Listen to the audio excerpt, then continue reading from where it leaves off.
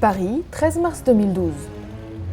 Ce matin-là, Abdou Diouf, secrétaire général de la francophonie, réunit tous les réseaux qui travaillent à la promotion de la langue française dans le monde. Au menu des discussions, la manière dont la francophonie peut se mettre au service de la paix et des droits de l'homme. La francophonie, à travers votre pensée et votre observation, doit évidemment prendre part aux débats internationaux qui font suite aux événements survenus dans plusieurs de nos pays membres. Le monde arabe, bien entendu, et ce printemps dont nous ne mesurons pas encore toute la portée. L'Afrique subsaharienne, confrontée à des transitions démocratiques majeures, mais aussi à des dérives et des dangers porteurs d'échecs.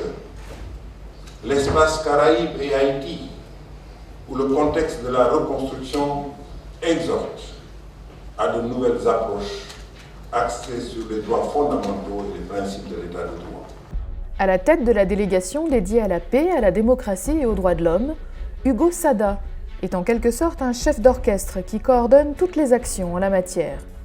On intervient sur le terrain pour appuyer tout ce qui est lié à la consolidation de l'état de droit et à la consolidation de la démocratie par l'appui aux processus électoraux, par nos interventions en matière de droits de l'homme, par l'installation d'institutions fortes et indépendantes de l'état de droit, comme les commissions des droits de l'homme, comme les institutions judiciaires, ajoutées à toutes les missions de médiation politique dans les situations de crise qui sont aussi importantes et sur lesquelles la francophonie a l'avantage comparatif d'avoir une proximité, une connaissance particulière des pays membres de l'OIF.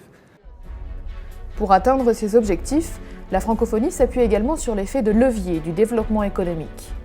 Le problème du développement économique, c'est aussi le problème de la sécurité juridique. C'est-à-dire qu'on a des contrats clairs, compréhensibles par tous.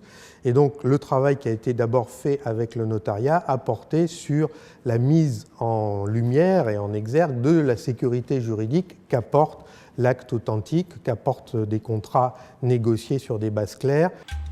En Afrique subsaharienne, les grands enjeux tels que la lutte contre la famine ou encore la paix sociale trouvent des réponses dans une organisation fondée sur la sécurité juridique.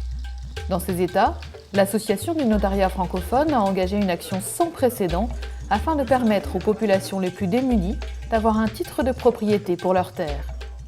Aujourd'hui en Afrique, près de 80% des terres ne sont pas immatriculées, n'ont pas de titre.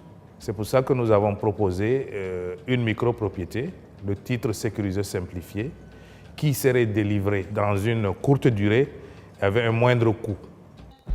Enclencher la dynamique du développement économique, c'est aussi être capable d'attirer les investisseurs internationaux et donc de leur garantir un système dans lequel les lois en vigueur s'appliquent et les tribunaux fonctionnent.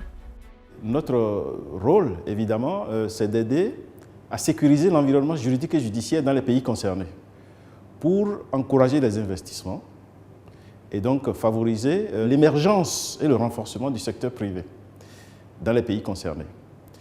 Dans ce rôle que nous jouons, nous avons l'appui des réseaux de la francophonie, dont notamment l'association des notaires, qui est un élément important sur lequel nous nous reposons, s'agissant de sécurisation juridique et judiciaire.